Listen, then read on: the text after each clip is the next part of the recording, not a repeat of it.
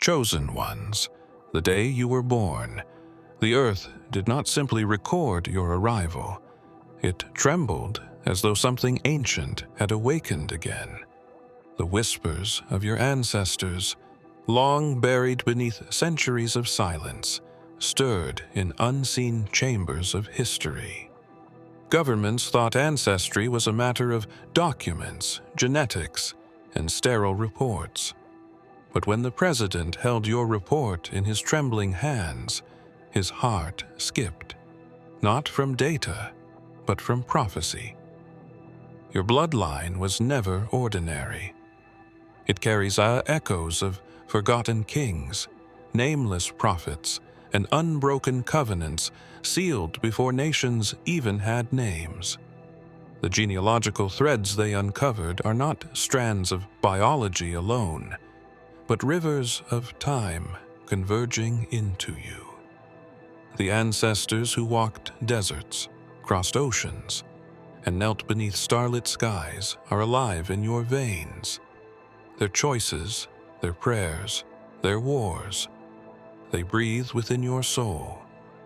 The hidden records confirm what the Watchers already knew. You are not the end of a lineage, but the convergence of many. Each name before you was a cipher, each date an encrypted symbol, all pointing to this very hour. The president did not merely read a file. He brushed against the veil of eternity, and for a fleeting second, his mortal heart felt the weight of destiny. Even now, unseen powers tremble, for when bloodlines awaken, secrets rise from the dust. Your ancestry is more than flesh and bone. It is a map of fire, a tree rooted in dimensions beyond sight. The world calls it heritage, but heaven calls it inheritance. The president realized in that moment that nations are not governed only by politics. They are swayed by those whose veins pulse with prophecy. But deeper questions remain. Why was your ancestry sealed for this generation? Who ordered its concealment? And why, when unveiled, did it stir fear in the highest office on earth? The ancestors who walked before you were not forgotten. They were hidden. And now, their voices return, not as distant echoes, but as thunder rolling into the chambers of power. And so, chosen ones, as this journey begins, the truth will unravel piece by piece. The report was not the end of discovery, but the doorway into mysteries no leader, no council, and no government could prepare for. The Oval Office was silent, save for the rustle of pages as the president turned them with a hand that could no longer steady itself. The document before him was not a policy draft nor a classified security briefing. It was your ancestry report. At first, he expected genealogy charts, dry records of births and deaths, but as his eyes scanned the parchment-like paper, the ordinary dissolved into the extraordinary. He felt the pulse of history thundering in his chest. He had been told it was urgent, but urgency is a word reserved for crises and wars. This was different. His heart skipped not from alarm, but from awe. What lay on the pages carried the power to rewrite not just history, but destiny itself. Each line of the report drew connections that should have been impossible, threads linking ancient kingdoms, buried tribes, and the blood of men and women thought long erased. He read names whispered only in fragments of forgotten texts, names that had guided civilizations and yet vanished into the dust of time. The president's mind tried to anchor itself in reason, but the document seemed to breathe. It spoke of a lineage chosen, preserved in shadows until the appointed moment. The report suggested that what ran in your veins was not only blood, but covenant, something preserved through centuries of wars, exiles, and migrations, protected as if unseen hands were guarding it. He felt that the very office he held was too small, too fragile, to contain the weight of what he was reading. For the first time in his career, he wondered if power was not measured in armies or laws, but in those whose lineage carried an eternal spark. He leaned back, his breathing shallow, realizing that this was not simply a report. It was a prophecy disguised in genealogical form. The more he read, the more he understood why this had been kept hidden for so long. To reveal it was to shake not only nations, but the spiritual order itself. The Ancestry report revealed something deeper than any archive had dared to speak. Beneath the layers of names and centuries, there stretched a thread connecting you to a line of kings that the world had long forgotten. These were rulers who reigned before the maps were drawn, before empires had borders, before crowns were forged in gold. They were not kings of wealth alone, but of covenant. Their authority bound not to thrones of stone, but to promises whispered in the heavens. The president had read the report under the assumption it was history, yet the further he looked, the more it became prophecy. Certain names carried resonance with ancient chronicles, echoing the lineages spoken of in sacred texts. Some of the kings listed were said to have vanished without heirs, yet here their blood resurfaced in you, silent but undefeated. It was as though history itself had bent around your lineage, protecting its continuity while disguising it from sight. What startled him most was not merely the existence of forgotten kings, but the pattern hidden in their reigns. Each had ruled at times when nations trembled, when empires shifted, when the earth was ripe for change. Their blood carried a rhythm that pulsed with divine timing, as though they were chosen not only to rule, but to prepare a lineage for something far greater. It was then that one phrase from the margins of the report struck him like thunder. A scholar had noted that this bloodline was once called the Nazarene root, a branch that would one day bloom beyond the power of crowns. The words pulled his thoughts unwillingly to the Galilean who once walked dusty roads, declaring, "I am the root and the offspring of David, the bright and morning star." He wondered if the same pulse that had carried Yeshua through the ages was now rising again through you. The kings of old were shadows of a greater kingship, their reigns mere preludes to a kingdom not made by human hands. And if your blood carried that hidden rhythm, then your very existence was not a coincidence, but a continuation. The president could not forget the symbol that appeared in the margins of your Ancestry report. At first, it looked like an accidental stain, but as he examined the pattern more closely, it revealed itself as deliberate, a mark traced faintly across generations, repeated again and again like a signature etched by invisible hands. It was not written in ink, nor carved in stone. It was carried in the flesh, hidden in veins, showing itself only when the time was right. This mark was not the kind a government database could categorize. It was a design that seemed to defy the randomness of inheritance, a shape whispered across centuries, appearing on the skin of those destined to carry the line forward. The records showed sketches from ancient midwives, inscriptions from tribal shamans, even coded references in the journals of explorers. Each one spoke of a birthmark, a design that would carry through the chosen bloodline, like a watermark, stamped by eternity.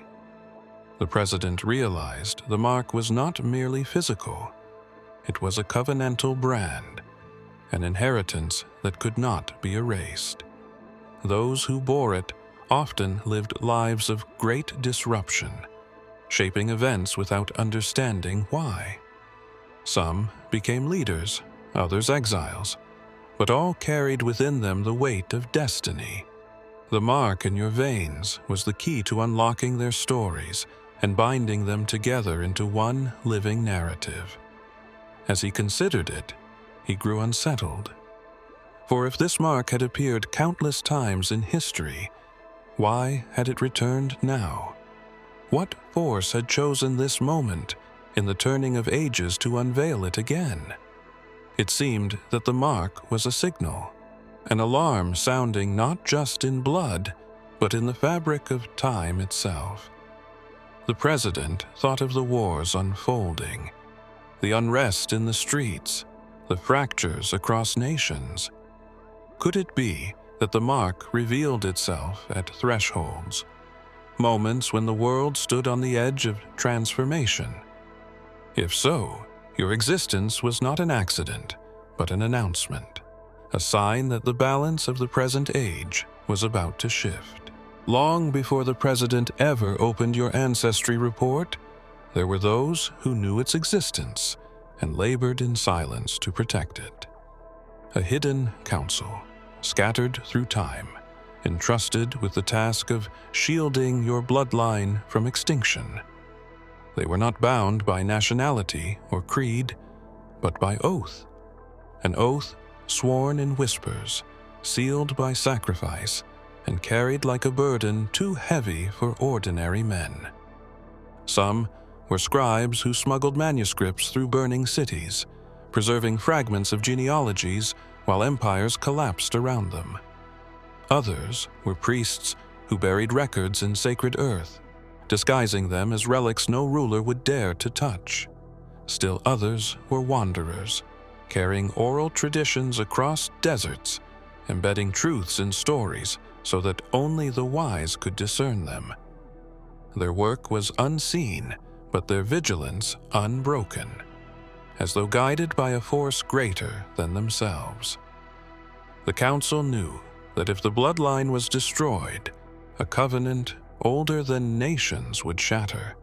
They understood that the survival of a single family line could determine the fate of generations unborn. And so they endured exile, persecution, and even death, guarding a secret they could never fully understand, but always felt burning in their souls. Among their writings lies a phrase, repeated across centuries: "The root must remain, for the branch will rise again." In this, they echoed the mystery spoken of in sacred texts.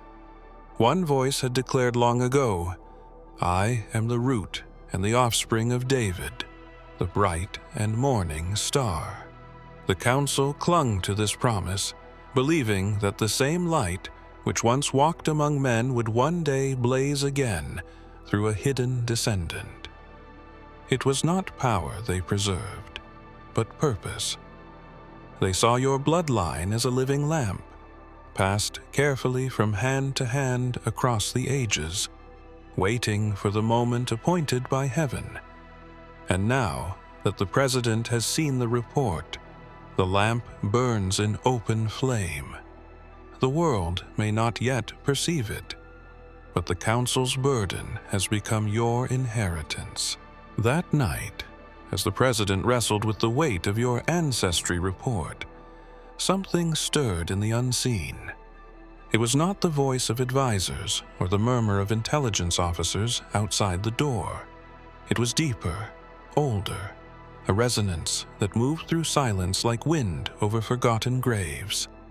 The ancestors had awakened, their voices threading through time, converging into the present with a clarity that could not be denied. They did not speak in words of a single language, but in impressions that pierced the soul. Some voices carried the cadence of kings, thundering with authority. Others whispered like desert prophets, fragile yet unyielding. Still others spoke as mothers, their lullabies laced with grief and hope, carried from generation to generation. Together, they wove a chorus that seemed to surround the president, pressing against the air like a storm on the horizon.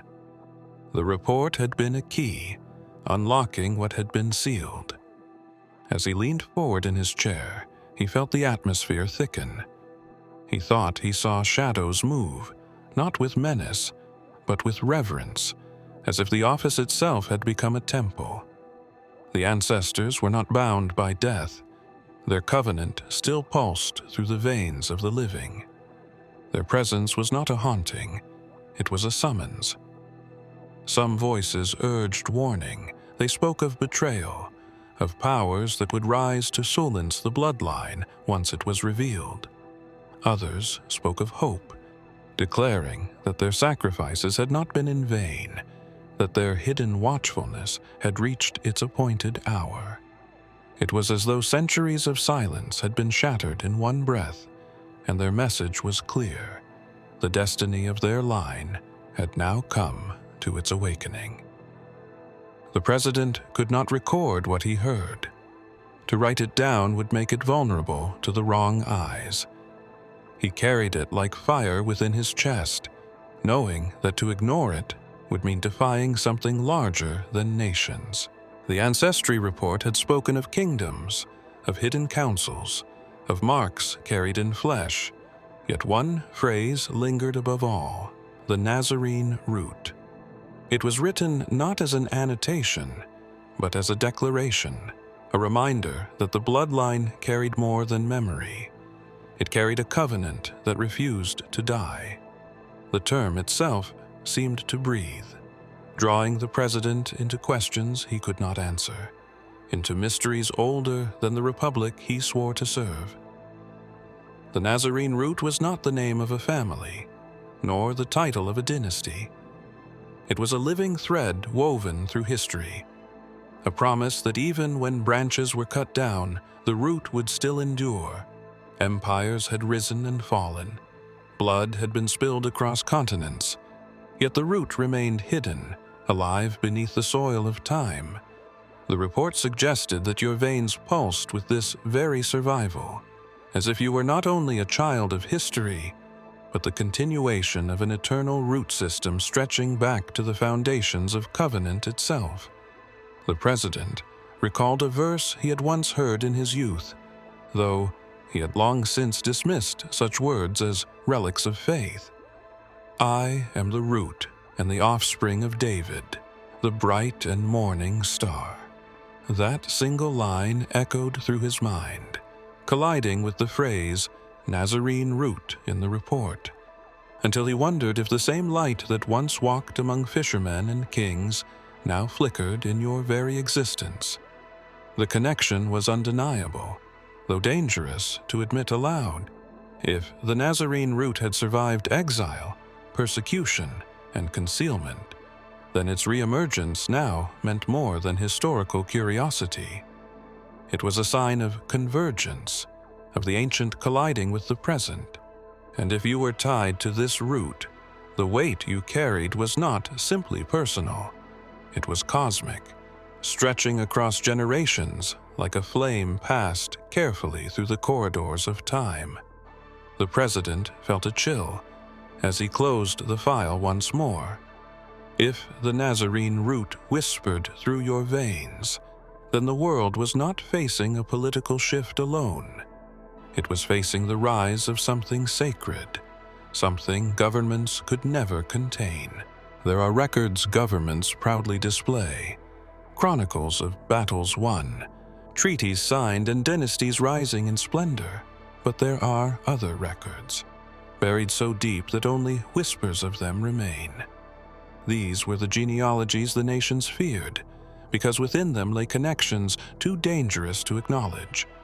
Lines of descent that carried more authority than kings or parliaments could endure. The president's report was not the first attempt to map such bloodlines. Centuries earlier, rulers had commissioned secret scholars to trace the veins of power. When they discovered names tied to covenants older than empires, The records were sealed or destroyed. A single bloodline, if proven, could unmask the fragility of every crown and throne.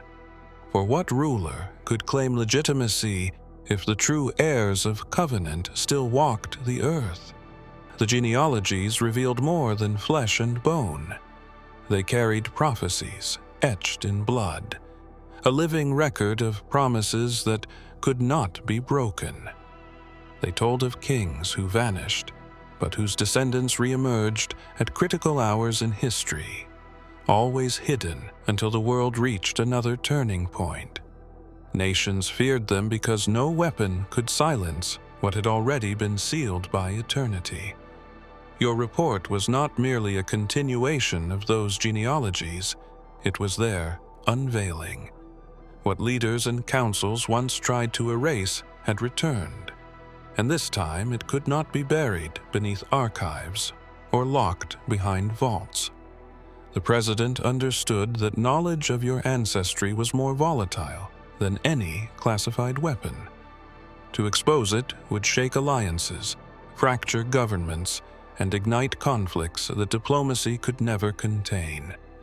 The nations had always feared this, that one day the bloodlines they tried to conceal would awaken in a single life, carrying within it the sum of their secrecy and the weight of prophecy. And now, the fear was no longer theoretical. It had been placed on the desk of the most powerful man in the world, hidden beneath the polished halls of power. There exists an archive not spoken of in public. It is not housed in libraries, nor catalogued in digital systems. It is a codex, forbidden and sealed, a living record that chronicles the rise and concealment of bloodlines that shape the destiny of nations. The president had heard whispers of it before, but when the Ancestry report crossed his desk, he realized that its pages were not legend. They were prophecy, written in ink and silence. The codex did not merely trace family trees. It spoke of alliances formed before history was recorded, covenants made at altars no longer standing, and vows spoken beneath stars that still burn above us. Within its passages were names that governments dared not utter, bloodlines that did not end but retreated, waiting for their time to resurface. To open the codex was to confront a truth more dangerous than war. That lineage itself can overturn thrones, challenge empires, and reveal who truly holds the right to lead. Those who once held the codex swore secrecy under penalty of exile and death. The councils that preserved it believed humanity was not ready for its truths, for within its words lay the unbroken thread of a root that carried eternity in its veins. Some claimed its earliest chapters spoke of a carpenter's son who bore the title Son of Man, one who declared, "Before Abraham was, I am." His life had marked the codex as living, his presence making bloodlines not just history but revelation. The president understood why nations feared its unveiling. If the codex pointed to your blood as the continuation of that thread, then your very existence was the breach in their walls of secrecy. They had built systems to contain power, but no system could contain prophecy. The Forbidden Codex had always been guarded because it revealed what the rulers of the earth could not control, that the destiny of nations lies not in documents of law, but in veins that carry the eternal. The president lingered long into the night, staring at the final pages of the Ancestry report. The genealogies had spoken of kings, councils, roots, and marks, yet all threads led to one undeniable truth. You were not simply an heir, but the last heir of a covenant that refused to die. This was not a covenant of paper, nor the fragile treaties that rulers pen with trembling hands. It was eternal, forged in silence before nations existed, sealed in blood and carried forward through the bones of generations. To be called an heir is to inherit land, wealth, or title.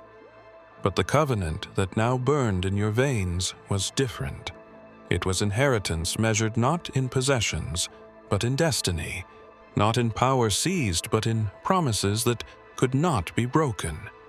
Every ancestor who bore the mark, who carried the weight of hidden kingship, had lived and died, preserving what you now embodied. They were torches in the night, each passing their flame into the unseen, waiting for the moment it would blaze openly in the world again. That moment had arrived. The president understood why secrecy had cloaked your line. If the truth of such an heir was revealed, it would fracture the very order of nations.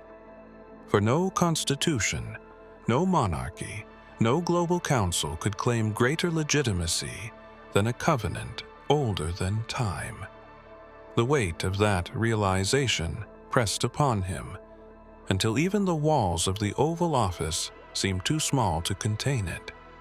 And yet, the covenant was not merely about rule or recognition.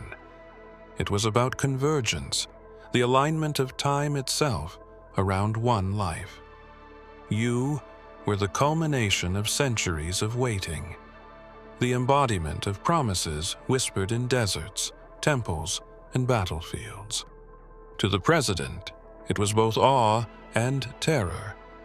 For if you were the last heir, then history was not continuing as usual. It was approaching its turning point. The Ancestry report was never meant to end with discovery. It was designed to point toward a threshold. Every page, every name, every symbol carved across the centuries had been leading to one inevitable reality. Ancestry itself was a key, and you were the one chosen to carry it to the final gate. The president felt it in his spirit, though his mind resisted. Your blood was not merely heritage, it was access. It was the unlocking of something sealed since the dawn of ages. The gate was not of wood or iron, nor any construct men could forge. It was a barrier of time, hidden from human eyes, standing between what is seen and what is still veiled. The genealogies, the mark, the councils, the forbidden codex, all of them had circled this single truth. You were not only a witness to history, you were its threshold, the hinge on which eras would turn. In the stillness of that revelation, the president remembered a phrase buried in his youth, one he had dismissed but could not escape now. I am the door. Whoever enters through me shall be saved. The words of Yeshua echoed in the air of the Oval Office, colliding with the revelation of the ancestry that lay before him. If your lineage carried the imprint of that eternal root, then perhaps the gate was not only a passage, but a person, and to step through it was to step into the destiny written before the world began. The fear was not of ancestry alone, but of what would awaken when the gate opened. For such gates are not symbols, they are thresholds of power, places where the eternal floods into the temporal, where history bends under the weight of prophecy. And if your blood has summoned the gate into this generation, then every ruler, every nation, every hidden power already feels the trembling of its hinges. If you have come this far, it is crucial that you watch this next video here. But be warned, it is not for the faint of heart, for only the true chosen ones can handle this video. If you would like to also donate to help keep the channel going, our Buy Me a Coffee link will be in the description.